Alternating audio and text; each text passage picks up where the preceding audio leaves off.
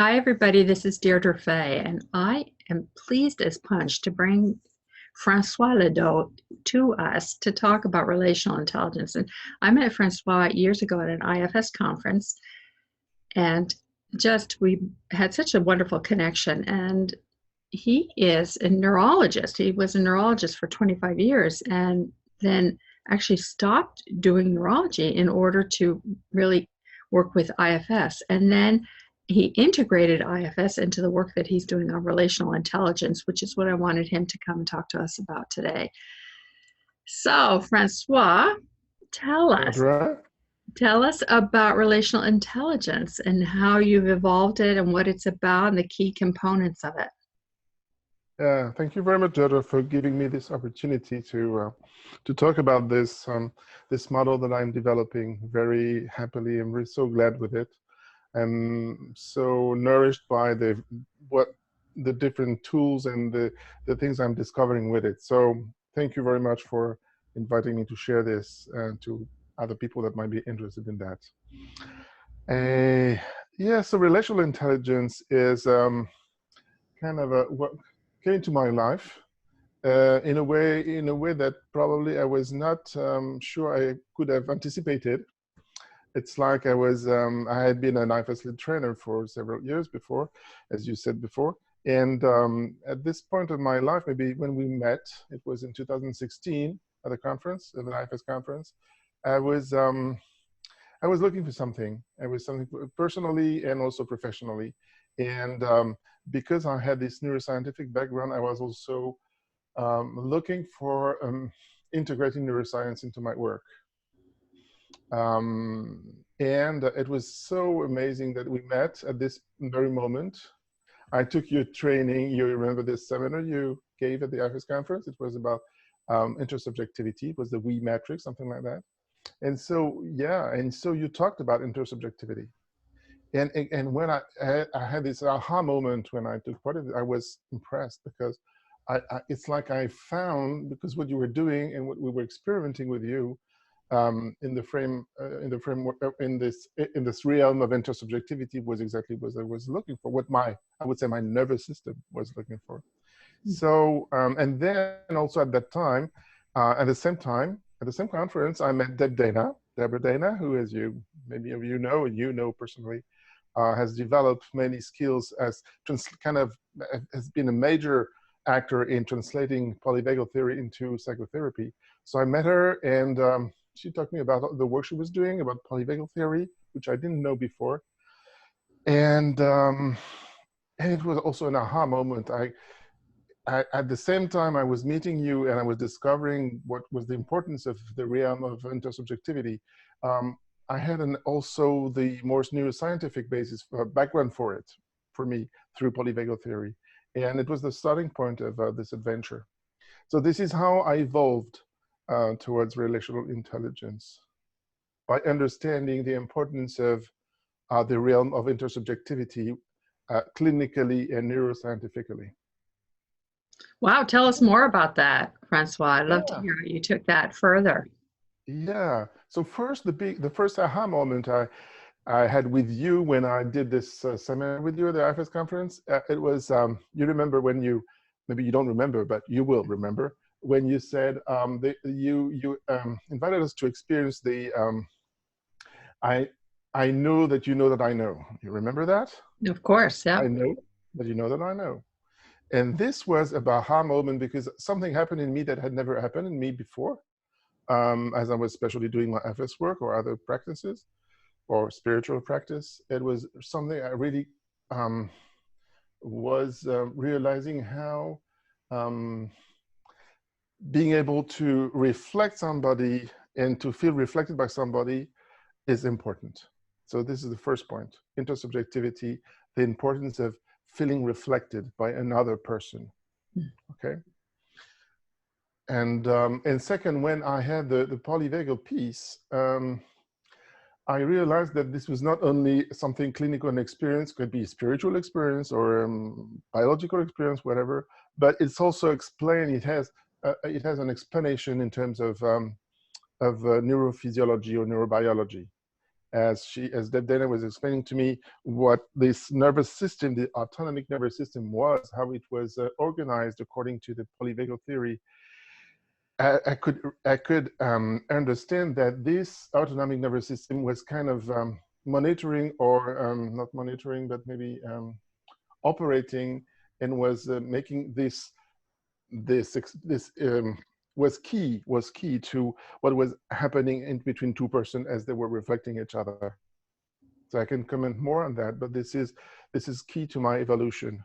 So then I came to the idea that in my practice, I would love to develop, in addition to what I knew very well through the IFS model, which was the auto-regulation, which is what the model is really fantastic about, what I love so much about it, realizing we have a self inside, that the therapist helps us find ourselves in establish relationship within, with our parts, and through that, invite parts to unburden and to heal.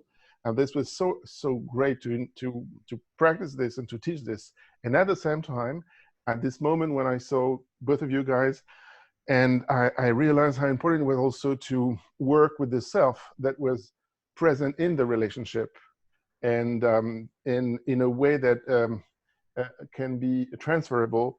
And this way is the autonomic nervous system, and more generally the neurobiology of it that we know more and more. So it's relational intelligence is about combining the auto-regulation and the co-regulation that you introduced me to. Is that clear? It's very clear, and it's wonderful how you've taken it. And so when you're teaching it, because I know you do a training, so I want people to get interested in the trainings that you do. What is it that you teach in the trainings that help people? Because you have such a great following, and when I came to Paris and taught with your group, it was so wonderful. There's such a lovely group. You create an enormous community. Yeah, I think so. It's starting like that. And yeah, so you're curious about what do I teach practically? Yeah, just so that people then have a greater awareness and can put it into practice in their world. How I can do that? How can people do that? Well, the thing is that the thing I got from Derdre was key to the construction of the model. When she came to France, because I invited her to come to France before you came last year, and we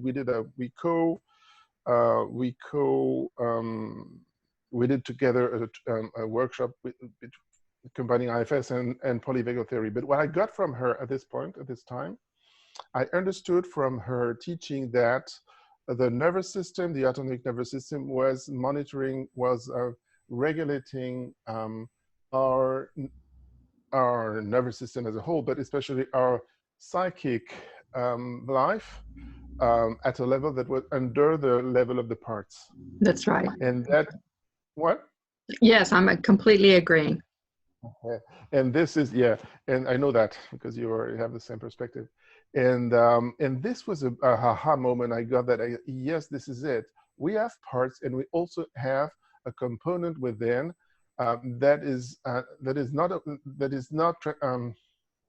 cannot be addressed with the parts paradigm.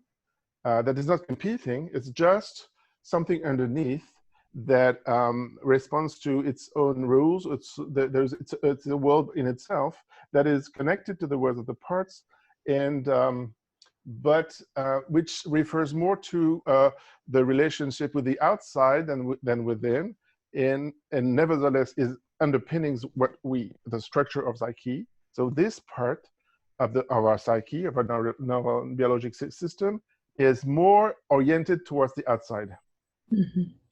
And then I understood that we had I had to invent and to come up with a model that would combine tools that would be able to respond to the individual needs of a given client. For example, this client might have parts to be addressed, or it might have a dysregulation of the nervous system. And this is totally different because it speaks to different parts of the brain, and the rules within are different. So in one case, the parts, it will be very efficient to do auto-regulation from self. And when people are dysregulated, they don't experience parts, but they experience dysregulation. Maybe we can talk more about it, but this is very well explained by Derdre and the polyvagal theory. Then we need to come up with different tools. And then I developed those tools. And those tools are basically, it's about really getting how, if we talk about this layer of the nervous system, the autonomic nervous system, which is at the basis of our organization, it's all about relational safety, basically. Mm-hmm. It's all about that. And it's so, in order to my opinion, in my practice, having developed tools around that and worked a lot on this particular issue of relational safety, it has to do with the engagement of the therapist. So an important clinical component of my model is that I learn people how to engage themselves consciously and safely towards their client, to provide what their nervous system needs in order to relax and to get out the dysregulation, to find internal safety in order to deal with the parts that are dysregulated just over the level of the nervous system. So how can we bring a therapist to understand what's going on in the client in terms of neurobiology as they are dysregulated, and how can they at the same time understand that and have apply appropriate skills, clinical skills, in order to repair that. And this is through engagement. And this needs to be done safely. And this is what I teach to people. So wonderful.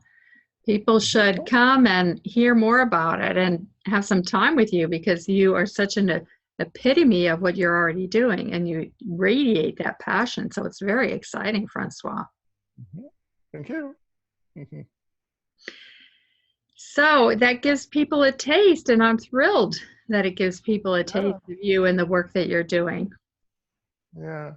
You want me to give you maybe one or two other ideas about that? Or? I'd love that if you have time. Love that. So I can do that. I can do that because, you know, you are always in my heart, you and Deb, as I'm doing this work, because the two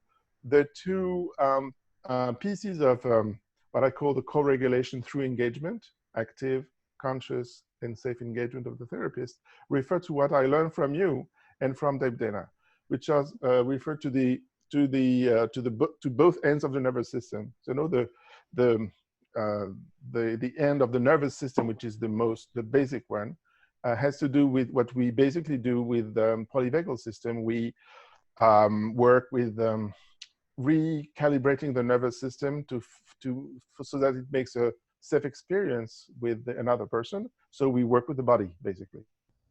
We touch, we move, we work with the social engagement system, we do all this. So this is physical, more physical.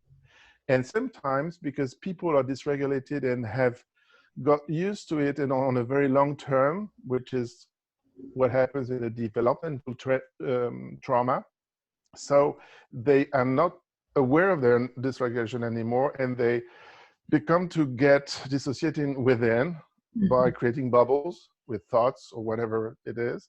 But it's still something that is dorsal energy, that we call it in polyvagal theory, something that is frozen, but they are not aware of it.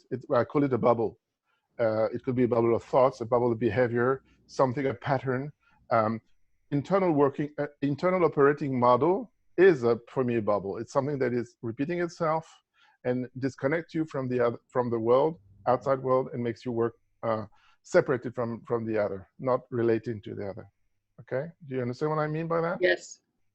Okay, so you have people can present when they have these attachment issues which disrupt the nervous system regulation, the autonomic nervous system regulation. They can present whether with the big dysregulation they can see, which appear through their body, or through their more sophisticated pattern, which refer more to the internal operating how do you say, with an attachment theory, internal working, how can you say that? You have that Bowlby, model, yeah. Internal working model. Bowlby, is it?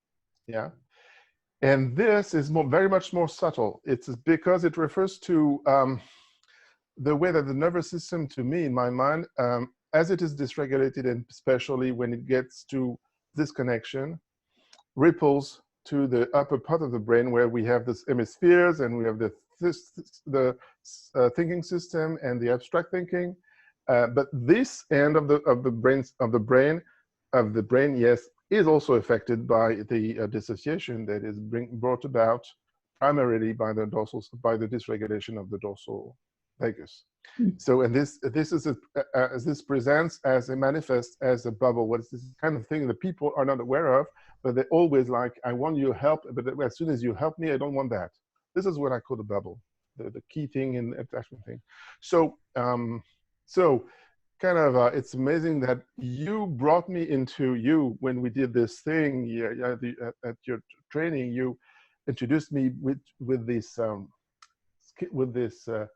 I want to let you know that I know that I want to let you know that I know that you know this thing. So this is about a reflection, and this is a perfect tool. I developed it, but this is the basis for starting to work with those bubbles that people don't see, but they're still frozen in, they're blocked in it.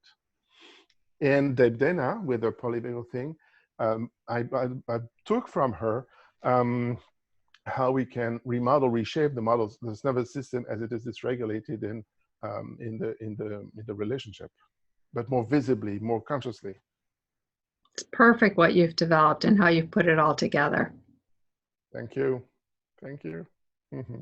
We'll have to figure out a way to have more of you. Spread you out. Yes, if that's possible, I would love that. Also, I need to train my trainers for me to get free and be free to come overseas if needed to do that. But this is the beginning of it, and I would love to share this. Yeah. Well, we're going to spread it out there, Francois. Yeah. Oh, thank you for taking the time to come. Yeah, you're so welcome, and I'm so glad I'm able to acknowledge your input in this, and how you were really one of the persons who were starting point. You were a catalyzer for something. Oh, thank you. Oh, so glad. It's always wonderful to collaborate and have companionship on the journey. So it's delightful. Yeah, it is.